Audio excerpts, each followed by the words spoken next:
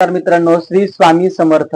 मी सौरभ देशमुख गुरुजी तुमच्या सर्वांचं आपल्या युट्यूब चॅनलवरती खूप खूप स्वागत आहे. मित्रांनो, आज आपण जाणून घ्यायचं आहे श्रावण महिन्यामध्ये सत्यनारायण पूजा केल्याने कोणते फलित मिळतात व त्याचे लाभ कोणते आहेत आणि पूजा केल्याने मुख्यतः आपल्या जीवनामध्ये काय परिवर्तन होतो हे आज आपण जाणून घेणार आहे. मित्रांनो, श्रावण महिन्यामध्ये जी सत्यनारायणची पूजा करतो त्या पूजेमध्ये आपल्याला सुख, शांती, समृद्धी, समाधान लाभावं म्हणून ही पूजा केली जाते.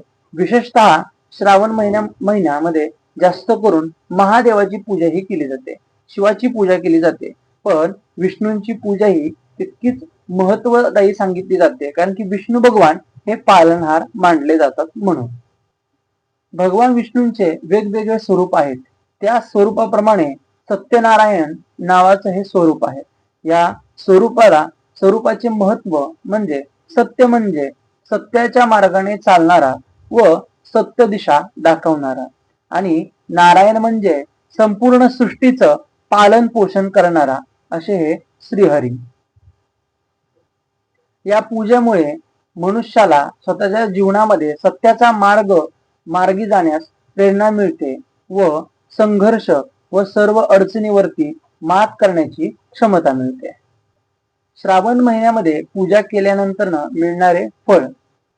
मित्रांनो, धार्मिक मान्यतेनुसार सत्यनारायणची पूजा श्रावण महिन्यामध्ये घरी केल्याने घरामध्ये सुख, शांती, समृद्धी, समाधान घरामध्ये वाढते. घरातलं वातावरण खूप आनंदी आणि प्रसन्न होतं. मित्रांनो, आर्थिक प्रगती होते व ह्या सत्यनारायणच्या पूजेमध्ये आर्थिक प्रगती होते व पुढे यश आणि प्रगतीसाठी प्रतिसाद मिळतो. या पूजेमध्ये तुमच्या प्रगतीसाठी प्रार्थनाही केली जाते आणि त्या प्रार्थनेला यश मिळते. सत्यनारायणच्या पूजेमुळे मन शांती होते व मानसिक क्षमता ही चांगल्या पद्धतीने कार्यरत राहते. पूजा कथा ऐकल्याने मानसिक व शारीरिक बल वाढते व आर्थिक प्रगतीही होते. कौटुंबिकता. सत्यनारायणची पूजा एकत्र कुटुंबाने केल्याने कुटुंबामध्ये आपुलकी, प्रेम व एकता व एकनिष्ठा वाढते व कुटुंब आनंदी राहतं. हे सत्यनारायणच्या पूजा केल्याने हे आपल्याला फलित लाभत असतात. त्यामुळे सत्यनारायणची पूजा आपण श्रावण महिन्यामध्ये ही करत असतो.